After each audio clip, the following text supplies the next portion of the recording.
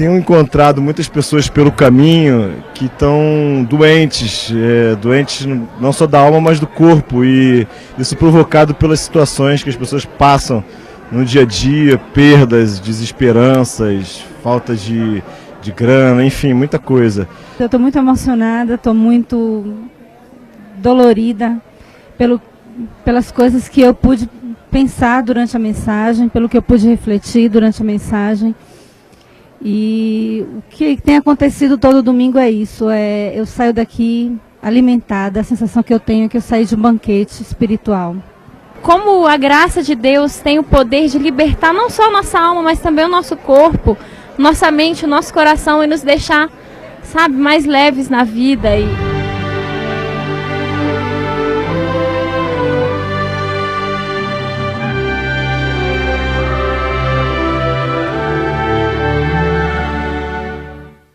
Salmo 38, vamos ler juntos. Hoje está aquele dia assim gostoso de depois de chuva, né? Aquela coisa silenciosa, tudo fica lavado.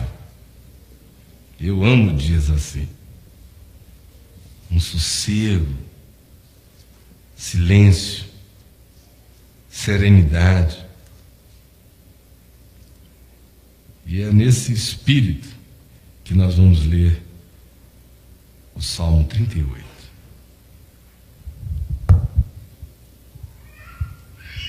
Não me repreendas, Senhor, na tua ira, nem me castigues no teu furor.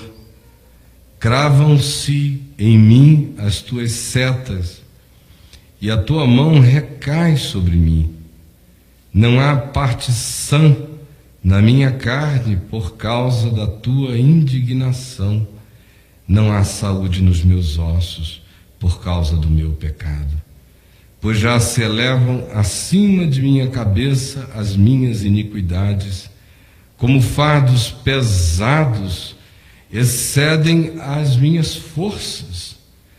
Tornam-se infectas e purulentas as minhas chagas por causa da minha loucura. Sinto-me encurvado e sobremodo abatido, ando de luto o dia todo. Ardem-me os lombos, e não há parte sã na minha carne. Estou aflito e muito quebrantado. Dou gemidos por efeito do desassossego do meu coração. Na tua presença, Senhor, estão os meus desejos todos, e a minha ansiedade não te é oculta.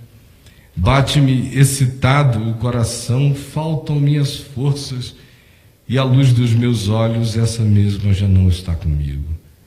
Os meus amigos e companheiros afastam-se da minha praga, e os meus parentes ficam de longe.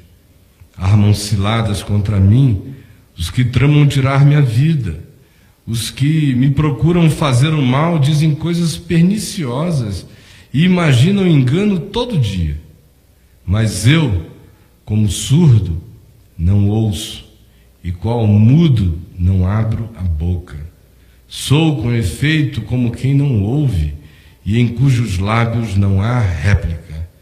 Pois em ti, Senhor, espero. Tu me atenderás, Senhor Deus meu.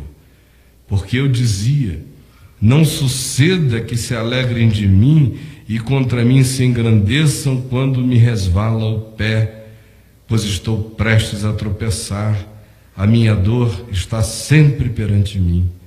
Confesso a minha iniquidade. Suporto tristeza por causa do meu pecado, mas os meus inimigos são vigorosos e fortes, e são muitos os que sem causa me odeiam.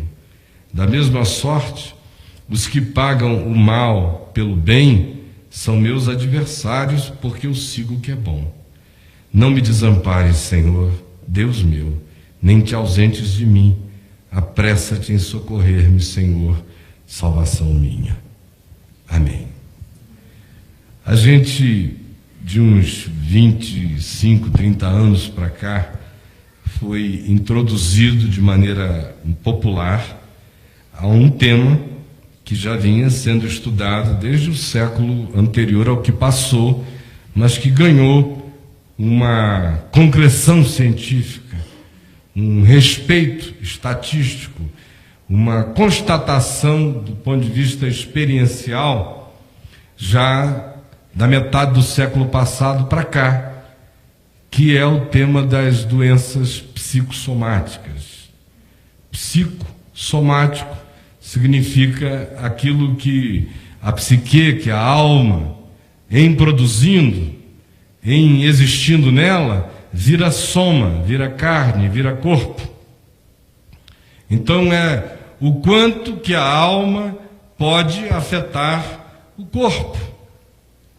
E depois de um tempo, já no final da década de 70, se ficou sabendo que aproximadamente 80% a 85% das enfermidades que surgiam no organismo humano tinham influência ou eram produzidas a partir da alma, a partir da psique, ou seja, tinham natureza psicossomática. Isso, obviamente, não exclui uma quantidade imensa de agentes que se infiltram em nossos corpos, produzindo doenças e enfermidades. Mas até mesmo a presença poderosa de bactérias, de vírus, de micro-organismos danosos ao nosso organismo, precisam muitas vezes encontrar receptividade no nosso corpo. Um sistema imunológico afetado, baixo, fragilizado. E, em geral, isso acontece também em função de desencontros da alma. Às vezes são coisas de efeito cumulativo. A gente vem sofrendo certas coisas há anos e anos e anos, e sempre achando que tudo sai na urina, sempre pensando que as coisas se resolvem, e elas não se resolveram. Apenas os sintomas ou as circunstâncias da nossa aflição diminuíram ou se foram.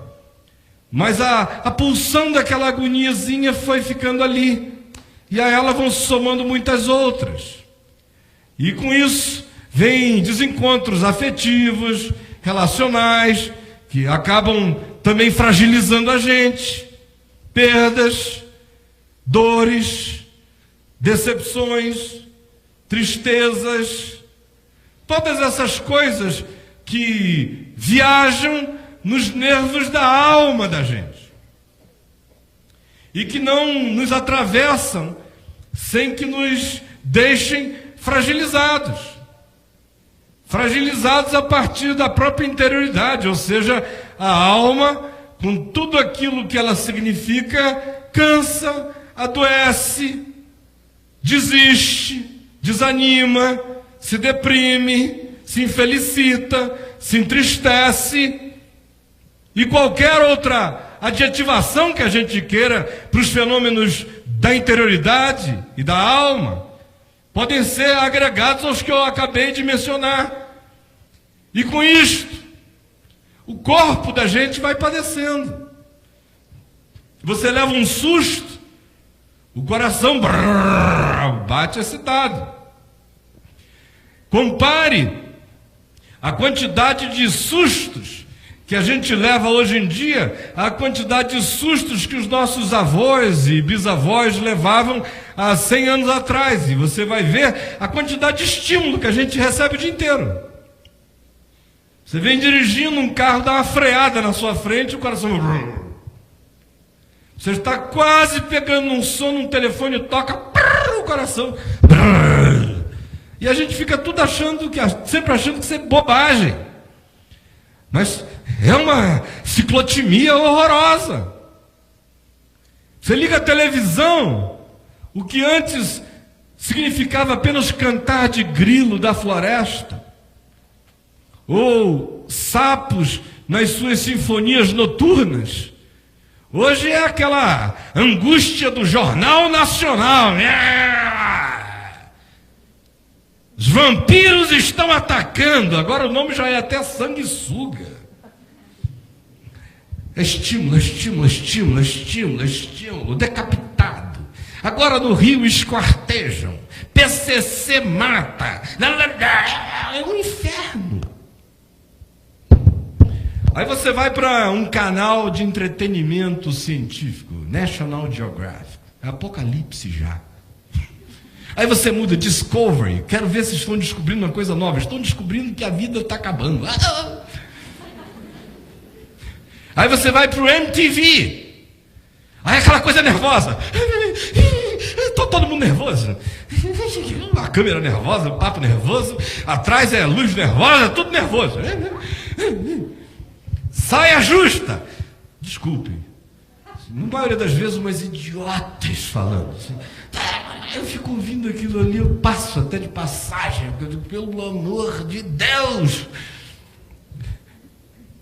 pratiquem isso que é a receita da perfeita infelicidade. Aonde quer que você vá, é medo, é susto, é sobressalto, é pânico. A doença psicológica da moda é a síndrome do pânico, que nada mais é do que a doença do desamparo, na solidão, da falta de chão, do medo de que as estrelas caiam na cabeça da gente. Conquanto essas coisas acerca das quais eu esteja fazendo referência tenham ganho o seu significado científico incontestável nos nossos dias e nas décadas anteriores, elas, no entanto, não surgiram e não apareceram apenas para nós. Nos nossos dias, elas se agravaram e se potencializaram num nível de uma exorbitação inimaginável. Mas o salmo que a gente leu descreve esse espírito e esse estado de alma e de ser e as consequências dele no corpo da gente, na vida da gente. É um salmo atribuído a Davi.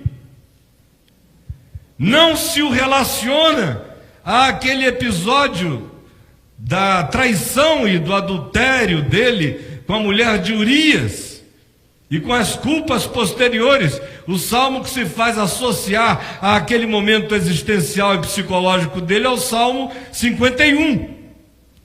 Este é o 38.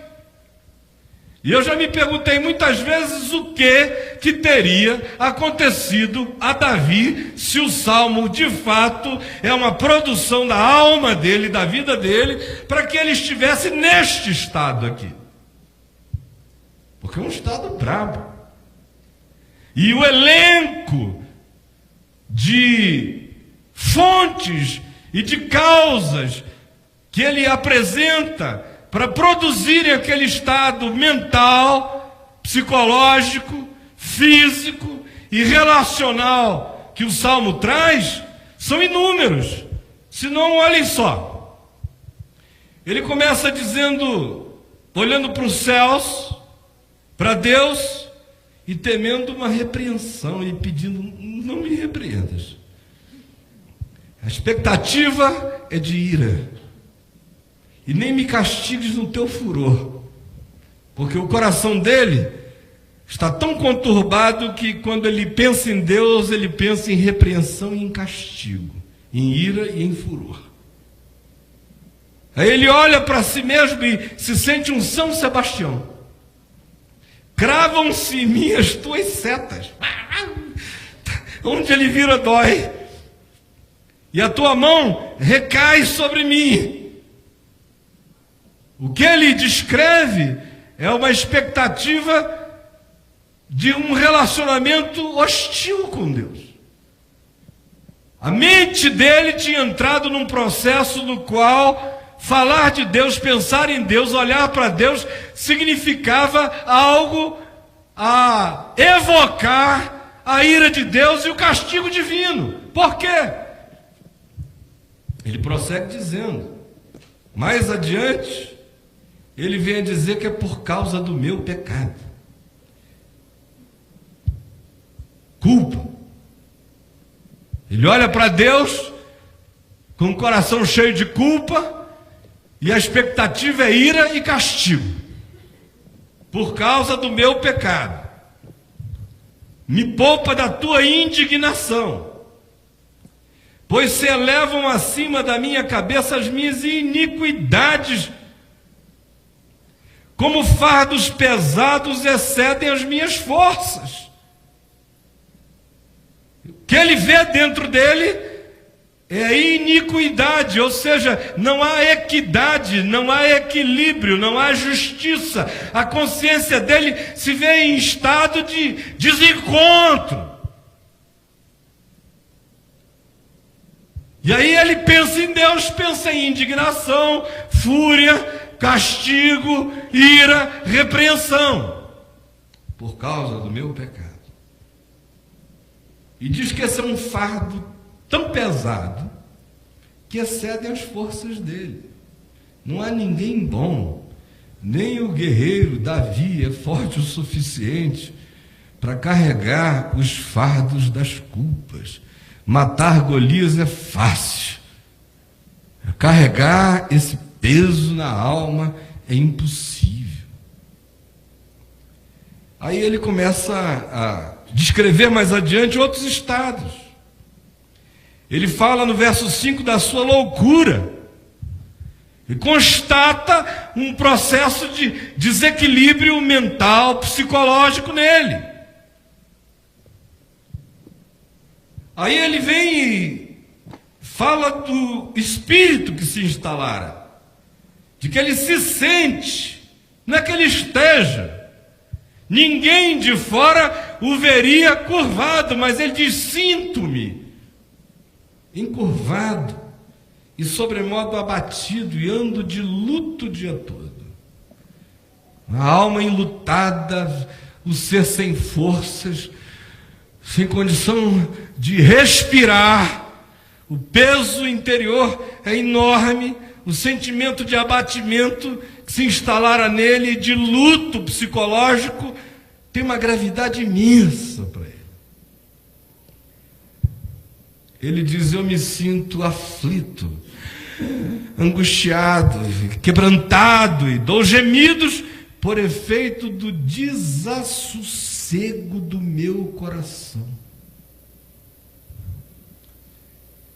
Aí ele menciona no verso 9, ansiedade, de como ele estava cheio de ansiedade. Ansiedade, a gente já falou sobre isso aqui há alguns domingos atrás, tem essa capacidade de fazer com que o futuro que não exista venha para nós hoje como a pior coisa possível. O que não é, passa a ser. E o que é piorado pelas expectativas de que o que nos aguarda é sempre pior. De modo que, com base no que não é, até o que é passa a ser horrível para mim. E é assim que ele está, tomado de ansiedade. Além disso, ele diz no verso 11, que os amigos e os companheiros estavam se afastando dele. Ele estava experimentando aquela coisa de que ninguém gosta de ficar ao lado do cara nesse estado. Começam a sair. Aí daqui a pouco ele diz: os meus amigos estão me deixando. Ninguém quer esse aluguel. Ninguém quer esse programa. Ninguém quer sair com essa pessoa. Ninguém quer essa companhia. Ninguém quer esse estado perto de si. Há um medo enorme, milenar, de que isso signifique um contágio. E muitas vezes significa mesmo. Tem gente que emana, irradia, de modo crônico, um estado tão infiltrado de luto, de pessimismo, de culpa, de ansiedade, que muita gente não resiste ao convívio. Aqui nesse caso, parece uma atitude bem deliberada dos amigos. Parece que de fato havia inveja instalada no coração. O coração mais invejoso em geral é o do amigo. Porque ele Admira tanto que não pode ficar longe. Mas justamente porque admira tanto, muitas vezes não tendo um espírito firme, essa admiração se transforma em inveja.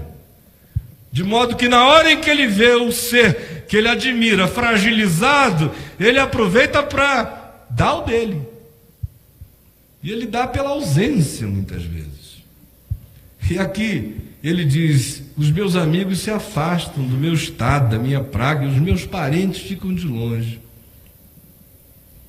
Geralmente amigos estão ao lado da gente quando a gente menos precisa. É uma horda de amigos, uma turba de amigos, uma quadrilha de amigos. Mas na hora da gravidade, da dor e da necessidade, eles fogem de você. E a pior constatação é de que parentes também fazem isso. Mandam você para a cruz. Vai para a cruz, meu filho, minha filha, carrega o teu fardo. Já te dei de mamar, já te vesti, agora se vire. Ele prossegue e ele começa a ver o mundo real e o mundo irreal, porque de um lado ele tinha inimigos bem objetivos, de um outro lado ele vai ficando paranoico também. Armam ciladas contra mim os que querem tirar minha vida. Ele tinha gente que de fato não gostava dele e queria tirar a vida dele. Mas esse já passa a ser um processo mental que, mesmo quando tem amparo na realidade, se você começa a declarar isso para você todo dia, o que é real se hipertrofia, aumenta e vira paranoia. Mesmo. Eles dizem coisas perniciosas e imaginam engano todo dia. Certo. Mas e daí? Nós temos aqui elementos suficientes para explicarem as manifestações psicossomáticas que o Salmo apresenta. Porque eu primeiro apresentei e mostrei essas causas. Culpa, que evoca uma relação temerosa com Deus, medo de indignação, fúria, castigo divino, por causa do pecado, da culpa. A angústia da iniquidade, que é mais pesada do que as forças para carregar. A mente vai perdendo o tino, a lucidez, o equilíbrio, as emoções vão ficando fragilizadas, o surto, a loucura se aproxima da gente. A alma se deprime, você se sente encurvado, abatido, enlutado. A ansiedade toma conta do coração, o ambiente e as circunstâncias falam do seu estado de solidão, porque até os amigos deixam você, quanto mais não estão tramando o mal contra a sua vida os que o odeiam. Se os que o amam o abandonam, os que o odeiam querem devorar você nessa hora, aí a paranoia se instala. O que isso gera? Do ponto de vista da somatização, ele começa a dizer: eu estou me sentindo flechado. Cada parte minha está sendo atingida, não há parte sã na minha carne. Ele vai um pouco mais adiante, no verso 5, e diz: tornam-se infectas e purulentas as minhas chagas. Interessante é como esse indivíduo pré-científico faz uma associação imediata entre o seu estado psicológico e o resultado físico nele. Ardem-me os lombos, e não há parte sã na minha carne. O coração está desassossegado. No verso 10 ele diz que entra em estados de arritmia, bate-me excitado o coração. É claro, quando você está arrítmico e o coração bate excitado, faltam-lhe as forças, e a luz dos olhos, essa mesma já não está com a gente, porque há desmaio.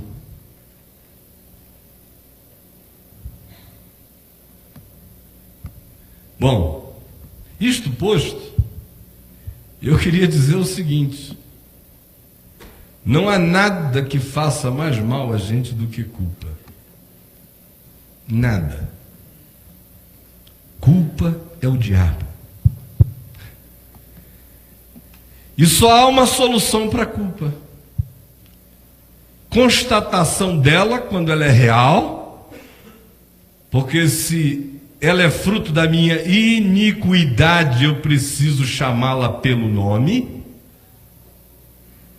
Não posso fazer evasão, porque se eu me evadir da minha culpa, eu apenas adio a minha própria cura e agravo a minha doença.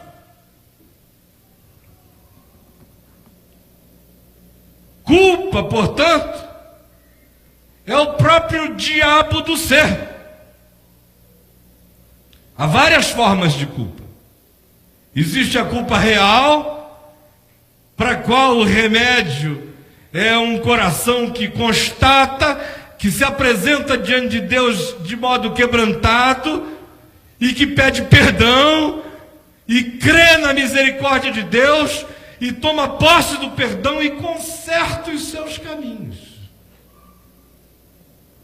Como também existe a culpa paranoica, ou a culpa neurótica, a culpa subjetiva, que é fruto de sentimentos de culpa e não de culpa real. Especialmente no ambiente religioso. Os sentimentos de culpa são muito mais fortes do que a culpa real. Toda hora eu encontro gente carregando culpas imensas que não correspondem a culpa nenhuma. São transferências, projeções, medos, neuroses pulpitificadas, pregadas daqui na alma das pessoas, terrores, a construção de um Deus que mais parece o diabo. E a insuportabilidade dessa percepção para o coração, o que vai gerando sentimentos neuróticos. O indivíduo está o tempo todo se sentindo numa dívida, até quando respira. Quando ele está feliz, ele pede perdão a Deus. Perdão, porque hoje eu não estou desgraçadamente triste, Senhor. É um inferno viver assim. Agora, o que isso produz? Cada um de nós aqui sabe, já teve experiência disso, mesmo que não tenha tido a cuidado de chamar isso pelo nome. Começa com culpa, a seguir ele descreve os sintomas psicológicos disso aí, a ansiedade, a tendência à depressividade, o enlutamento do ser, esse lugar escuro e lúgubre da alma, a perda relacional, o aumento dos perigos, os inimigos se tornam gigantes, o coração não suporta, a carne adoece, as feridas se inflamam, o sistema imunológico é bombardeado e a gente padece. É óbvio que nem tudo aquilo que é doença psicossomática é resultado de culpa. Estresse gera isso, pressões geram isso, circunstâncias angustiantes da vida, necessidades, ansiedades produzem isso, mas não tem nada mais poderoso do que a culpa. Durante anos, eu vi com os meus próprios olhos o significado da culpa e do que ela pode gerar na vida humana. Dentre milhares de histórias, há algumas que a mim sempre vem à memória de modo forte e vigoroso. Mais ou menos aí pelo final da década de 70, 77, 78, eu estava pregando no Rio de Janeiro, um movimento que lá, naquele tempo, era bastante conhecido, hoje já nem tanto, chamado S8, que era dirigido por um ex-governador do Rio de Janeiro, Dr. Jeremias Fontes, que era presbiteriano e acabou, após o seu governo, percebendo o problema de jovens drogados. Ele teve uma experiência mais profunda com Deus do que antes tinha tido e resolveu se envolver com moços e surgiu aquele movimento.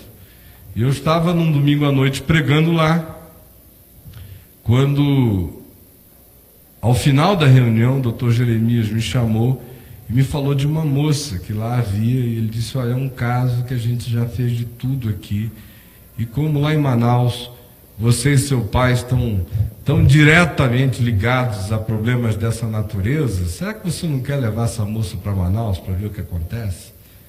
Aí eu levei a moça para Manaus, e ela devia ter uns 30, 32 anos de idade, parecia assim uma figurinha de um filme de terror, sabe? Ela estava igualzinho a menina do Pânico 2, está uma princesa perto dela. Ela estava um horror, a menina. Aí eu levei para Manaus. Cheguei lá e ela ficou morando na casa de meus pais. Eu era vizinho, assim, porta com porta. A casa dele era maior e era mais hospitalar do que a minha. E ela acabou ficando num quarto lá. Aí passou-se a primeira semana, ela não apresentou nada, ela só não falava. Um silêncio absoluto. Você perguntava as coisas a ela, era assim, de problema que na cervical ela não ia ter, porque era um exercício o dia inteiro. Mas não falava. Aí eu tive que fazer uma viagem para pregar numa cruzada de evangelização, naquelas coisas. E quando eu voltei, que eu entrei em casa, assim, 5 dias depois, já encontrei a minha mãe e disse: meu filho, que negócio é esse que você trouxe para cá? E olha que papai e mamãe eram mais do que escaldados. Aparecia todo tipo de possesso, de oprimido, lá era o dia inteiro. A cidade nos procurava, assim, como se fosse clínica de libertação espiritual. INPS de libertação, INAMPS. Aí eu falei: o que foi, mamãe? Que foi nada? A menina chora sangue, meu filho. Eu falei: o quê? Ele falou: pois é. Comecei a conversar com ela aqui uma noite, ela começou a ter uma coisa, tremer, daqui a pouco sangue, escorrendo sangue dos olhos dela. Olha que eu já vi coisa feia, mas eu nunca vi uma coisa dessa, meu filho. Aí eu fui falar com meu pai, papai disse que tinha orado com ela, mas não tinha visto nenhum resultado. Aí eu fui, conversei, orei, ungi com óleo, mandei sair em nome de Jesus, e nada. E eu ainda era muito novinho nessas percepções. Até que eu tive um discernimento. Eu falei: isso não é problema espiritual, é a alma dela. E aí a tirei lá de casa, a levei para o meu escritório e sentei com ela e falei: agora me conte, por favor, só peço isso, fale a sua vida, o que houve com você? Aí eu comecei a provocar, onde é que ela tinha sido criada? Aí ela disse: eu fui criada num ambiente religioso, de mulheres religiosas. Eu falei: o que aconteceu lá? Muitas delas eram lésbicas e me usavam quando eu era menino. Aí eu falei: e depois disso? Senão eu saí de lá e fui para um outro ambiente religioso de homens. Eu falei: e aí? Aí eles me usavam. Eu falei: o que mais? Você ficou grávida alguma vez? Eu fiz não sei quantos abortos. Era assim uma quantidade enorme de aborto. E eu falei: mas e aí? O que foi que se interiorizou em você que gerou isso? Quando é que essa coisa começou mesmo? Ela falou, não, eu fui ficando assim. Mas de fato, aconteceu um momento em que dali para frente eu nunca mais consegui voltar. E eu perguntei quando tinha sido. E ela disse quando grávida de um desses líderes religiosos, sacerdotes religiosos, morando e cuidando naquela casa de homens religiosos, ela ficou grávida de um deles, o que era normal, só que dessa vez ela decidiu não tirar o neném. E apertou a barriga como pôde. E escondeu a gravidez de todos até o final. E deu à luz sozinha.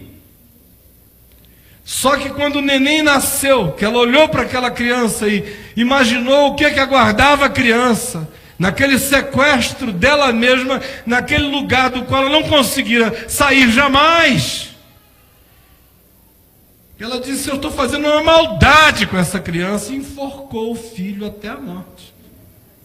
E não parou mais de chorar sangue. Toda vez que chorava era sangue.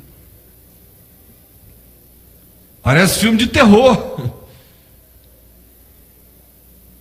Eu vi uma menina que não aparentava e não tinha nenhuma projeção estética bela e que devia ainda ser frequentemente hostilizada pela sua feiura e que, com o agravamento disso, também não conseguia ler, porque tinha feito um bloqueio mental enorme, autoimagem tão baixa, se sentindo tão feia, tão hostilizada, que acabou se bloqueando e não conseguia aprender a ler jamais, e chegou aos 20 anos de idade sem conseguir ler numa casa onde todo mundo era alfabetizado e classe média baixa. E aí as hostilidades só aumentavam. Você é a burra, feia, burra, gorda, espinhenta, era um horror o quadro que pintavam para ela. O resultado disso, levaram essa menina para que eu a atendesse e letras apareciam no corpo dela. Letras A, B, C, D, letra no corpo da menina. Aí ficava assim, 15 minutos, aí sumiam. Quando sumia, ela dormia, caía. Aí daqui a pouco ela acordava e as letras iam aparecendo, ia ficando aquela coisa empolada, mudavam de posição, letras. A menina que tinha bloqueado a mente para aprender a ler, agora estava oprimida de letras de dentro para fora. E quando acordava, não sabia ler, mas ela mesma tinha virado um tablete de letras. E quando o surto das letras cessava, ela dormia. Eu estou dando exemplos grotescos, apenas para mostrar o que um estado mental pode produzir na gente. E também dizendo que ninguém é imune a isso, ninguém. Este é um salmo de Davi.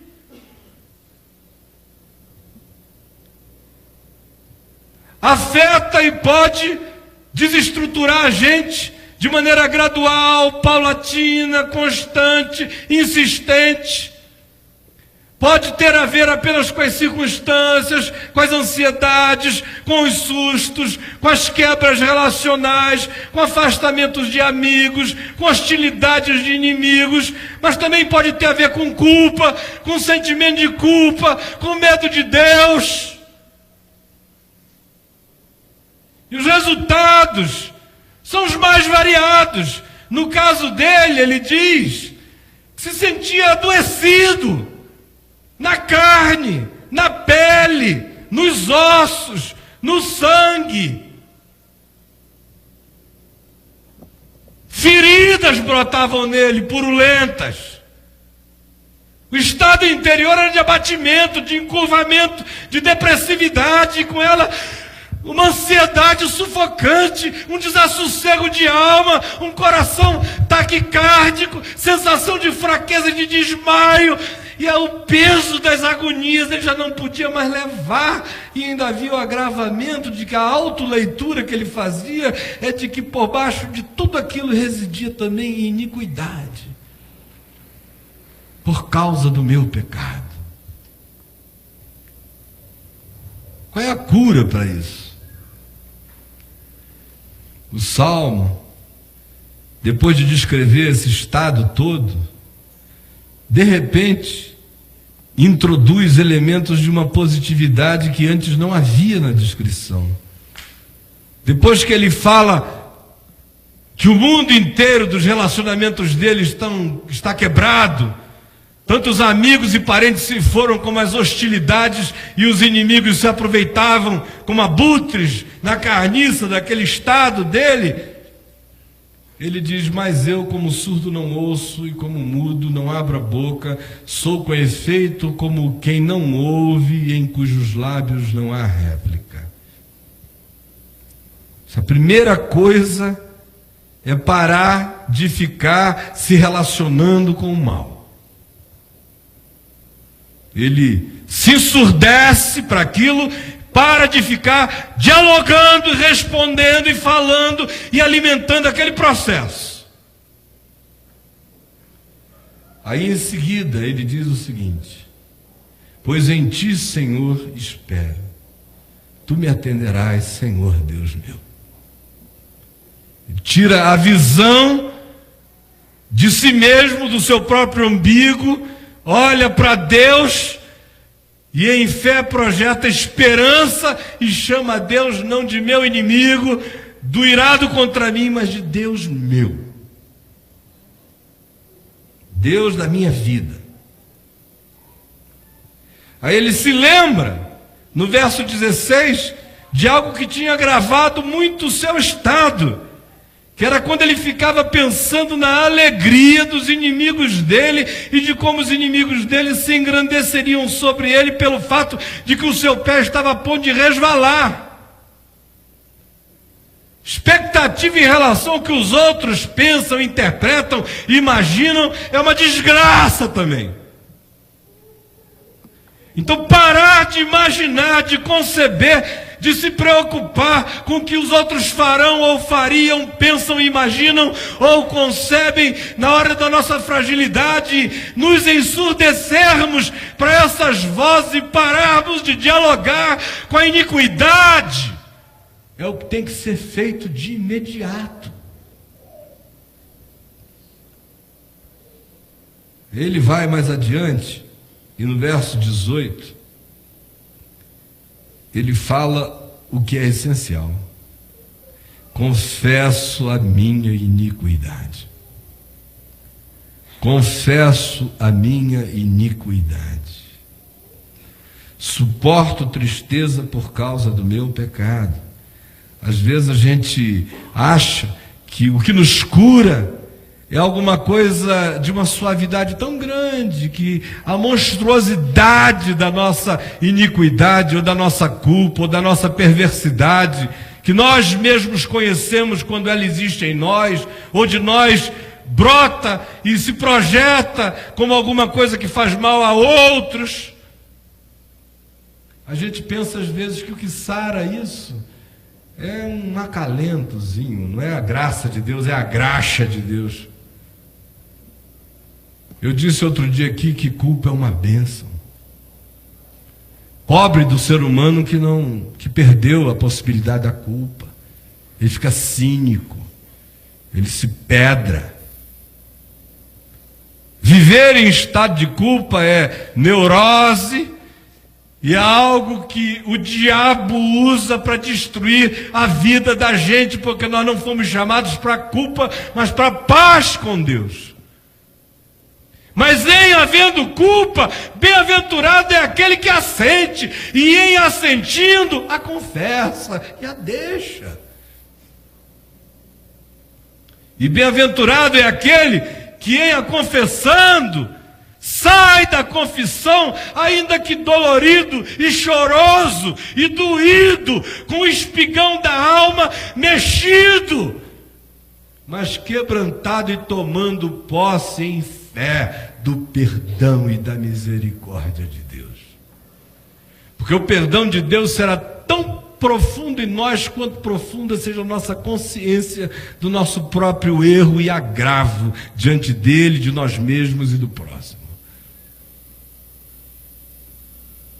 Perdão que vai às nossas vísceras é fruto de confissão que procede das nossas vísceras. Confesso a minha iniquidade. E aí ele prossegue e diz o seguinte: mas os meus inimigos são vigorosos, eles são muitos, eles me odeiam. Da mesma sorte os que pagam o mal pelo bem recebido. Esses são meus adversários, aqueles que, em tendo recebido o bem, pagam com o mal. Eu não preciso de indulgência desse tipo de gente. Não há nenhuma mendicância relacional aqui. Há uma consciência que começa a se definir, se decidir, se estabelecer. Que não fica barganhando nem mais com amigos, nem com parentes, nem com inimigos e nem com nada. Se em recebendo bem eles pagam mal, é assim que é, eu vou focar a minha mente em outra direção. Eu sigo o que é bom.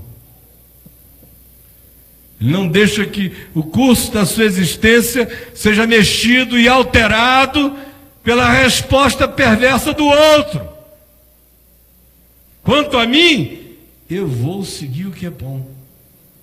Não me desampares, Senhor Deus meu, não te ausentes de mim. Apressa-te em socorrer-me, Senhor, salvação minha. Para a gente terminar, eu queria dizer o seguinte: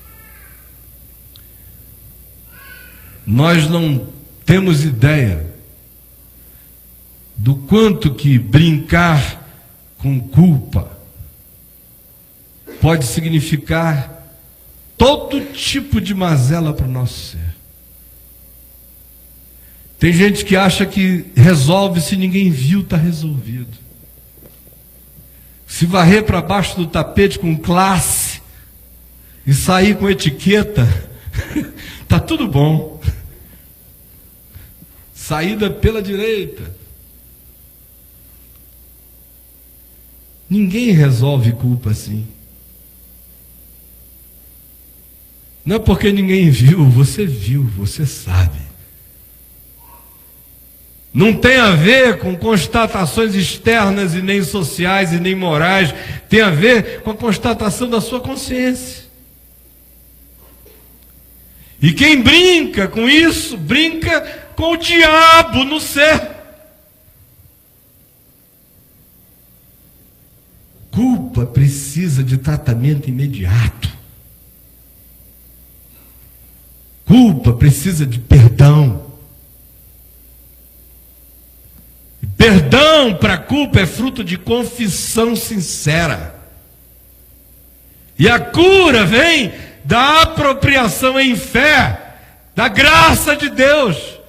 E a apropriação em fé da graça de Deus gera em nós a disposição de seguir o que é bom. Muda o caminho. Muda as ações. Tem gente que fica em fila de cura divina a vida inteira, recebendo unção com óleo. Aí o cara vem, eu quero uma unçãozinha. Aí você vem, você já fica se sentindo assim, aquele exorcista do filme, né? Dá vontade de já jogar água benta nas pessoas, que vai fazer até shh, quando bater na cabeça, shh, me benze. Passa um olhinho na minha testa. Aí você passa, né? Em nome do Pai, do Filho e do Espírito Santo. Aí ela vai toda encapetada, do mesmo jeito. Isso não cura. Isso é só disfarce. É só mentira religiosa para você não ir às vísceras do seu ser e tratar da essência da vida diante de Deus. O que cura tem a ver com abandono, com confissão e com certeza de que Deus não resiste à confissão de um coração quebrantado e contrito. Deus não aguenta, Deus não suporta. Deus diz: eu não aguento. E Deus está feliz com o fato de eu estar dizendo isso para vocês. De que Ele não suporta, de que Ele é absolutamente frágil diante de um coração quebrantado e contrito.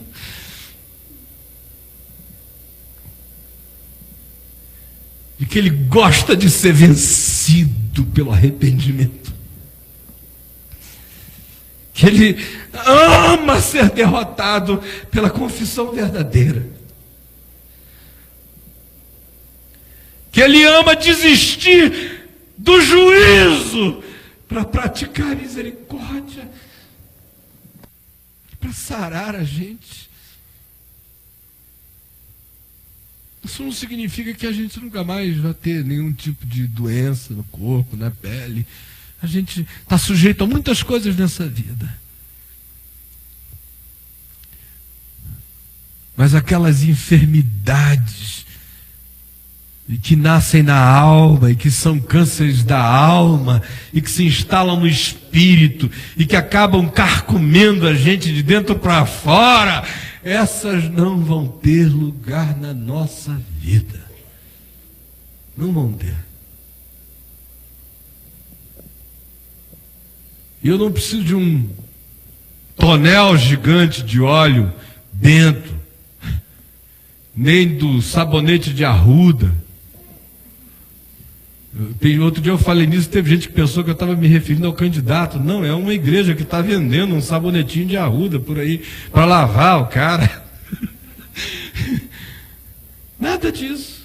Aqui, olha, enquanto essa palavra da vida está sendo pregada, e o que está sendo anunciado aqui não é lorota religiosa, é palavra da vida. Enquanto ela está sendo pregada, o Espírito Santo está curando centenas. Agora aqui. Não precisa um super tonel de óleo ungido, não. É o Espírito que está fazendo isso. Quando a mente vai entendendo, o Espírito vai se iluminando, a alma vai discernindo, e em fé a gente vai se apropriando. O resultado começa a ser imediato. Na hora. As bombas vão sendo desmontadas. As arquiteturas arrebentadas vão ganhando forma de novo. O estado mental vai sendo alterado. A loucura e o surto vão dando lugar à lucidez. A amargura, a ansiedade, a culpa dão lugar à paz, à relacionalidade, ao desarmamento interior.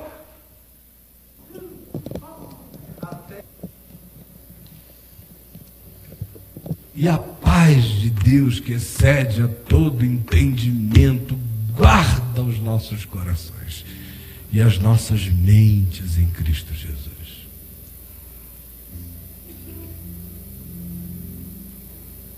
E aí, curas divinas começam a acontecer. No corpo, na alma, no espírito, nos relacionamentos, nos desarmamentos. As nossas neuroses vão dando lugar à confiança, à paranoia, os pânicos externos exacerbados são curados pela certeza do cuidado de Deus. Tudo fica do seu próprio tamanho quando a gente anda em fé. O que cresce quando a gente anda em fé não são os inimigos nem as adversidades. O que se torna enorme são as coisas que se esperam e os fatos que se não veem. bons de Deus para nós, todos eles. Eu acho que eu já disse o que tinha que ser dito como palavra de vida do Evangelho para você hoje à noite. O resto é com você. Falei para qualquer criança entender. Guarde no coração, tome as suas decisões. Vamos ficar em pé. Ninguém saia, nós vamos orar juntos. E eu queria convidar a todos aqueles que sentem que de uma maneira muito peculiar, particular, profunda, personalizada, pessoalizada, insistentemente própria, ouviu a voz de Deus para si hoje à noite, e que vive de algum modo essa experiência hoje, e que tenha em fé tomado consciência da verdade e esteja com a disposição de seguir o que é bom. Eu convido você a sair do seu lugar e a vir até aqui à frente, enquanto a gente canta, para orarmos juntos em nome de Jesus.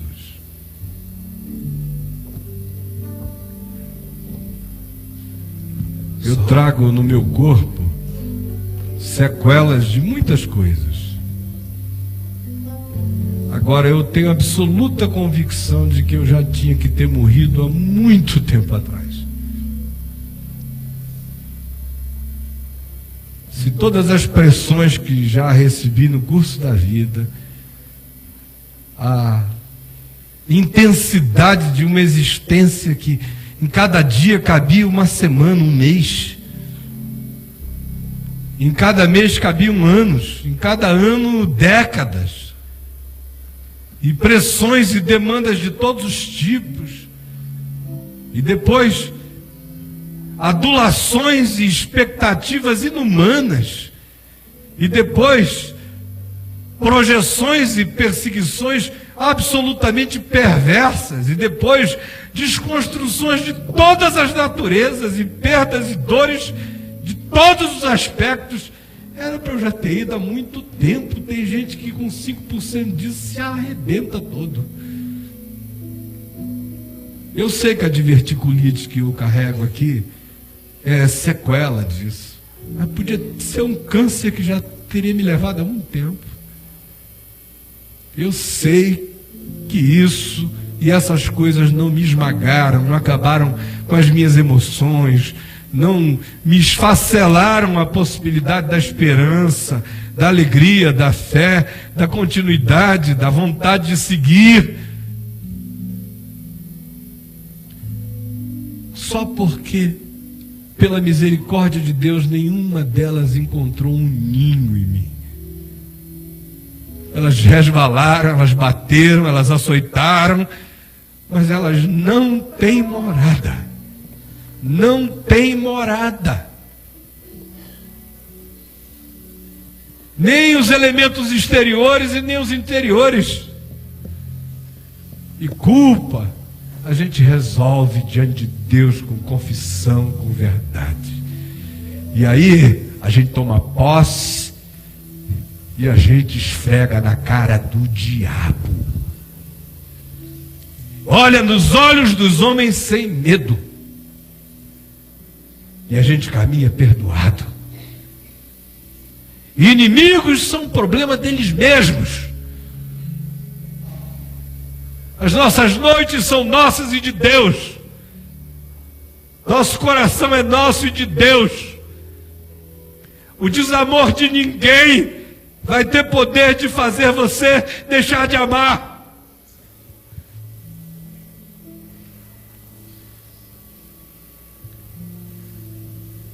O que eu estou pregando aqui não é uma coisa que eu li em algum livro, eu li dezenas de livros, mas tudo isso é bobagem. O que eu estou dizendo a vocês é uma coisa que eu sei da vida e de Deus nela, e da palavra da vida como cobertura e livramento para o meu próprio ser, e pela experiência de ter visto durante anos e anos e anos o que o perdão pode fazer curando a alma e o corpo da gente. libertando o caminho das pessoas, tirando e desencravando setas,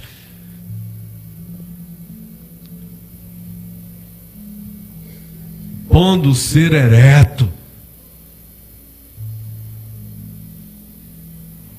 Então venha, enquanto a gente canta, e venha com o coração sincero.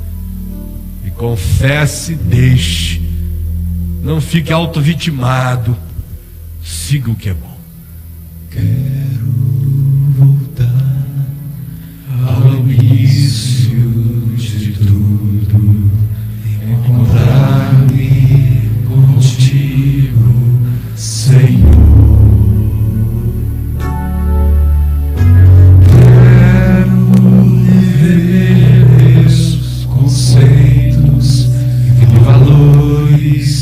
Eu quero reconstruir, vou regressar ao caminho, vou ver as primeiras obras, Senhor. Eu me arrependo, Senhor, me arrependo, Senhor, me arrependo, Senhor. Eu quero voltar ao primeiro amor, ao primeiro amor.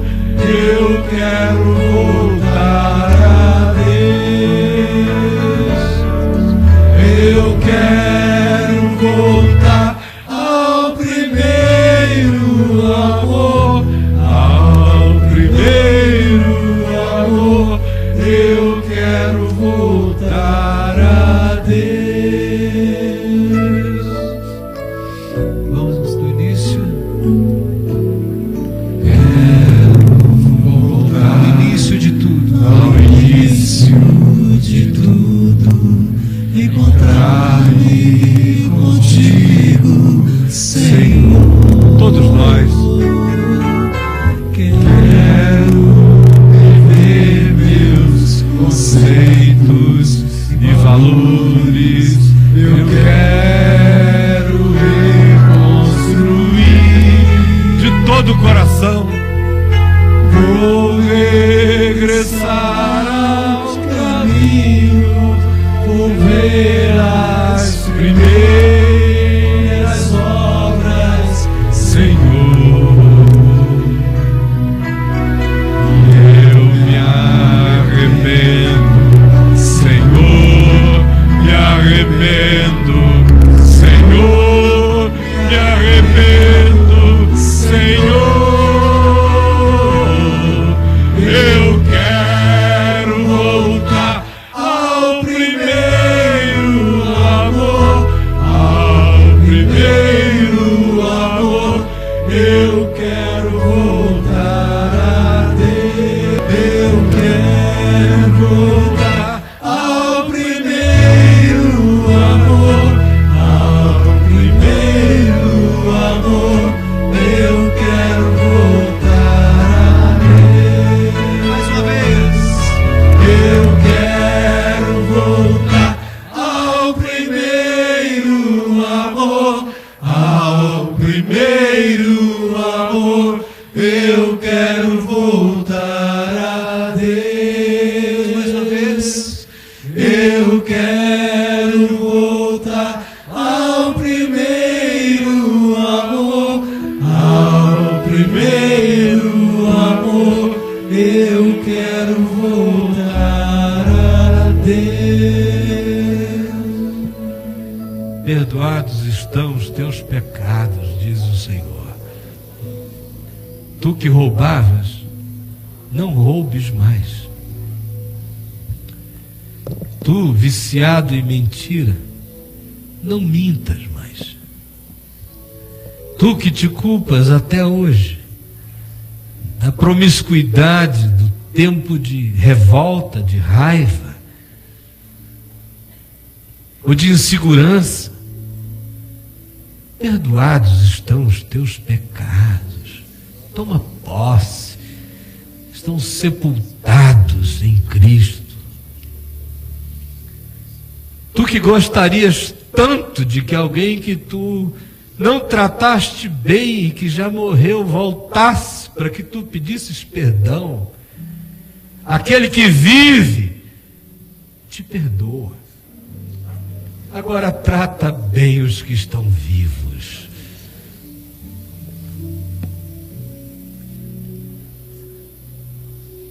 Tu que conheces a tua iniquidade, como tu és iníquo com algumas pessoas e perverso. Abandona a perversidade, escolhe fazer o bem. Deixa a mesquinharia, abraça a generosidade e sabe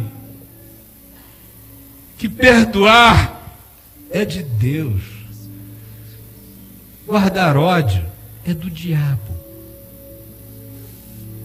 Escolhe o teu caminho. E mais sabe que o prazer de Deus é perdoar a todo aquele que se achega a Ele quebrantado. E Ele perdoa e Ele cura. Ele quer curar o caminho de cada um de nós, caminho interior e exterior.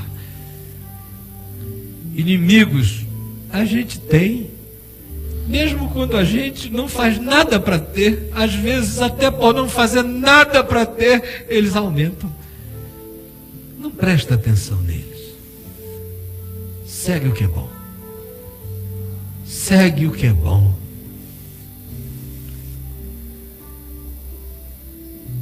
Expulsos estão todos os fantasmas, os demônios de acusação na tua mente. Estão silenciados porque o escrito de dívidas que havia contra ti foi rasgado e encravado na cruz. Recebe com seriedade o perdão. Toma posse pela fé aqui, agora, já. Não tem mais diálogo com a culpa. Ela já era no sangue de Jesus.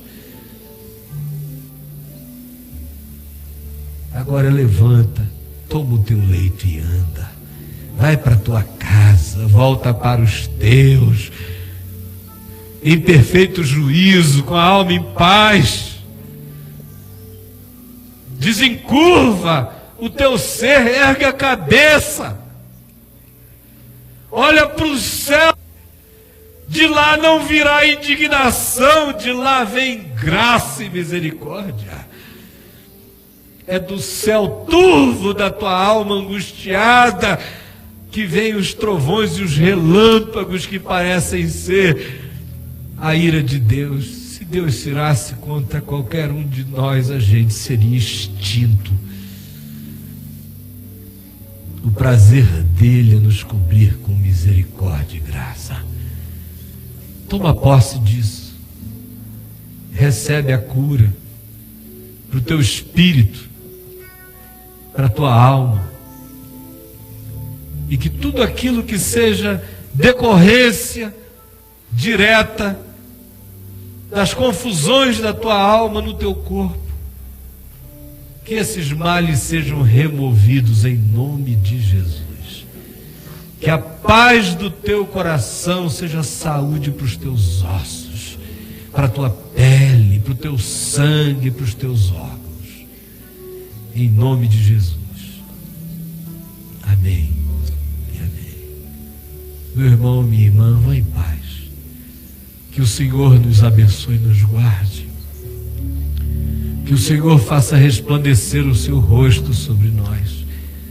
E que o Senhor tenha misericórdia de nós. Que o Senhor sobre nós levante o seu rosto e nos dê paz. E uma boa semana. Luz também para escolher bem em quem votar Não pense em compromissos e em benefícios pessoais e imediatos.